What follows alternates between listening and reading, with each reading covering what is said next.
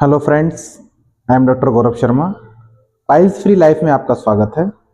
हम आज बात करेंगे एनल एरिया में जो पस का डिस्चार्ज होता है, पस का जो रिसाव होता है, उसका क्या कारण है, क्यों होता है। मैं आपको बता देना चाहता हूं, जो ज्यादातर एनल एरिया में पस का बहाव होता है वो हमारे गुदा द्वार से ना होकर हमारे हिप रीजन से होता है। ये हमारा गुदा द्वार है, ये हमारा हिप रीजन है, पेल्विक रीजन। यहाँ पे हमारे कूले हैं, इन कूले में से कहीं से पस का बहाव हो सकता है हो। तो उसमें क्या होता है कि लेटरिन के रास्ते में हमें थोड़ा सा दूर 1-2 सेंटीमीटर 4 सेंटीमीटर दूर भी मोस्टली हो सकती है, एक फुंसी हो जाती है। उस बॉयल में से उस फुंसी में से पस आता रहता है। किसी को बहुत अधिक मात्रा में आता है, किसी को कम मात्रा में आता है। तो जो फुंसी होती है, उस फुंसी को बोला जाता है external point of fistula, fistula का बाहरी छिद्र। तो उस छिद्र का ये नहीं है कि सिर्फ वो फुंसी बाहरी बाहर हो, उसका एक इंटरनल पॉइंट भी होता है। मान लो ये बाहर है तो इसकी ऐसी ऐसी यूं एक ट्रैक गया होता है अंदर, तो वो ट्रैक में जाकर खुलती है अंदर वाले में। लेटरिन के रास्ते में हमारे 4 सेंटीमीटर की हमारी एनल रहती है, उसमें एक बीच में डेंटेड लाइन रहती है, मतलब दो हिस्सों में बांट देती है, आउटर 2 सेंटीमीटर, इनर 2 सेंटीमीटर।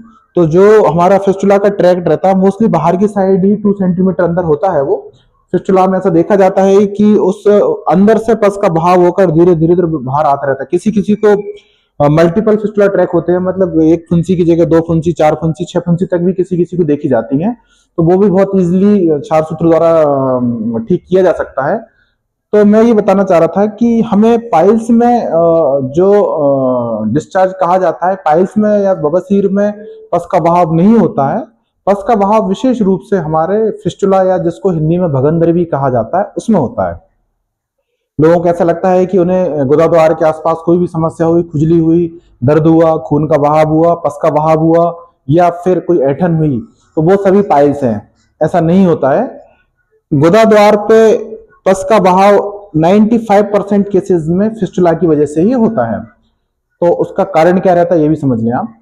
हमें कभी पास्ट में हमें कभी ऐसा हुआ हो कि जो है हार्ड मोशन की वजह से हमारा मल एक जगह पर इकट्ठा हो गया हो, तो एक इकट्ठा होकर वो एक अपना रास्ता बनाने की कोशिश करता है, तो जिसकी वजह से एक ये ट्रैक बन जाता है, यूं एक ट्रैक बन जाता है।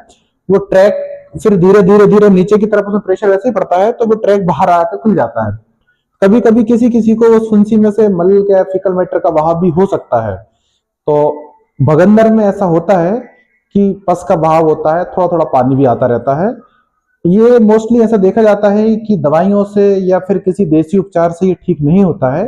ना ही इसको जो है सिट्स बाद जिसको गर्म पानी की सेक कहते हैं उससे भी ठीक नहीं किया जा सकता है।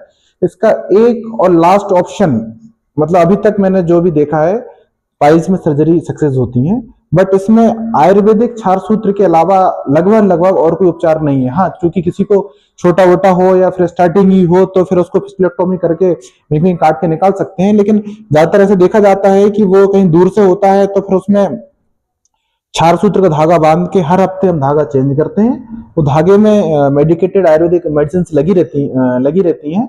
तो वो दवाइयां उसको कटिंग भी करती हैं और उसको हीलिंग भी करती हैं। उसका काम ऐसा रहता है कि यहाँ से हमने स्टार्ट किया, धीरे धीरे धीरे धीरे धीरे बाहर निकाल देगा वो।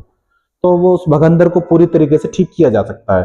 तो मैं आपको यही बताना चाहूंगा कि पाइल्स में जो है आपको पस का बहाव नहीं होगा, भगंदर में पस का बहाव होगा। हाँ, पाइल्स में आपको ब्लड का रिसाव हो सकता है, पाइल्स में आपको थोड़ा बहुत दर्द हो सकता है, पाइल्स में आपको मस्से बाहर आ सकते हैं। भगंदर में यदि किसी को पाइल्स नहीं है तो उसमें कोई मस्से बाहर नहीं आएंगे, और ना ही उसमें जो है ज्यादातर खून देखा जाता है। हल्का फुल्का खून या लेटरिन के साथ में 1-2 बूंद खून आ जाए तो वो एक अलग बात है। बाकी का जो है पाइल्स फिस्टुला में और भगंदर में ऐसा नहीं देखा जा सकता है। भगंदर की शुरुआत